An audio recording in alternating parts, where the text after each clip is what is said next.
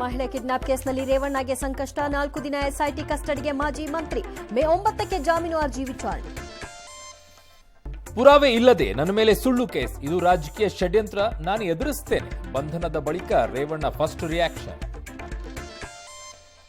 ಇಡೀ ದಿನ HD ರೇವಣ್ಣಗೆ SIT drill kidnap ಕಹಾನಿ ಬಾಯ್ಬಿಟ್ರ ಸಂತ್ರಸ್ತೆ ಭವಾನಿ ರೇವಣ್ಣಗೂ ಶುರುವಾಯ್ತಾ ಸಂಕಷ್ಟ ಪ್ರಜ್ವಲ್ಗಾಗಿ ಬ್ಲೂ ಕಾರ್ನರ್ ನೋಟಿಸ್ ಯಾವುದೇ ಕ್ಷಣದಲ್ಲೂ ಕೂಡ ವಿದೇಶದಿಂದ ವಾಪಸ್ ಸಂತ್ರಸ್ತೆಯ ನೆರವಿಗಾಗಿ ಸಹಾಯವಾಣಿ ಆರಂಭ ಜೆಡಿಎಸ್ನಿಂದ ಅಂತರ ಕಾಯ್ದುಕೊಂಡ ಬಿಜೆಪಿ ಪ್ರಜ್ವಲ್ ಗೆದ್ರೆ ಎನ್ಡಿಎಯಿಂದ ಅಮಾನತ್ತು ಕೈಪಡೆಗೆ ಮೋದಿ ಟಾರ್ಗೆಟ್ ಬಿಜೆಪಿ ಕಿಡಿ